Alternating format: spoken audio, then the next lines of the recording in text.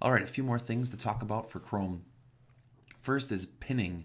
This also deals with how you personalize the browser for yourself.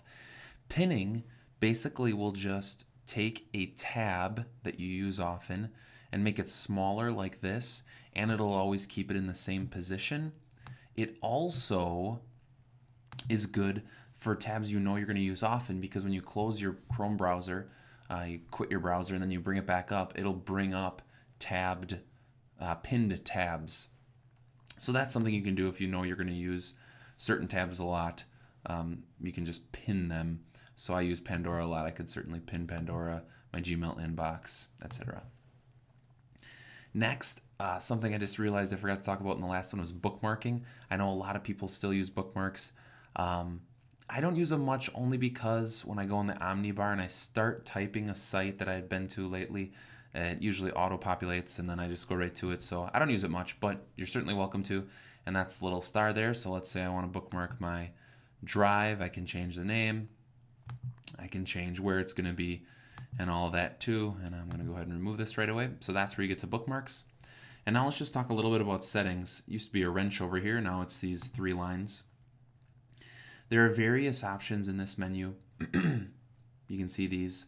An incognito window, you can check that out. It's basically not going to keep track of your history. The way I've used the incognito window is if I need to log into my school Gmail. You know, if you don't want to be switching between users, I just open an incognito, log into my school, and close that, and then all the while I've been logged into my personal Gmail in the background. You have these other options, printing, going through your history, etc., etc. But let's get to settings. First thing is, now that we've signed into Chrome, anytime you start it on this computer, it's going to be signed in this browser unless you disconnect it, which is right here. If you go to your Google dashboard through there, it'll also show you the things that are being synced with your account. You can choose what you want it to do on startup. I usually have it just open this specific set of pages, and I just have it open Google. You know, by the fact that I listen to Pandora all the time, I could certainly add Pandora in here. Pandora Internet Radio, so that each time it starts, it'll go there. Themes are just another personalization thing. You can always get pre-made ones. I believe, yep, we get them from the Chrome store.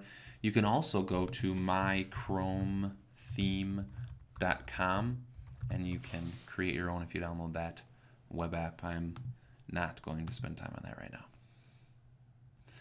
now. You can see some other options. Do you want a home button? Bookmarks bar, etc. All right, here we choose what we want to happen with the Omnibox. I don't know why on earth you'd switch it away from Google, but Google is kind enough to let you have that option. I'm not sure why. We could add multiple users into this Chrome browser. We do that through here. And then just a few more advanced settings. Privacy is, the only time I've used this is I had an app that was acting up.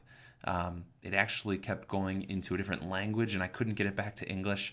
So what I did is I just cleared out all my browsing data, cleared all this stuff out, restarted the web app, and that solved things. So that's when I've been in here. There are other times, often when things are acting up, you might just want to clean it out and it may help. You can change what's going to autofill, what passwords you want to keep, how you want it to look, some appearance things, language. The 2 more important things in here. First, downloads. You choose where it goes and if you want it to ask.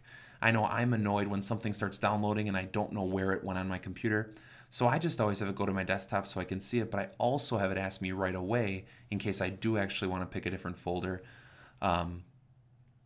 That's just how I do downloads. The other potential useful thing is Google Cloud Print. You have to set it up through the Chrome browser.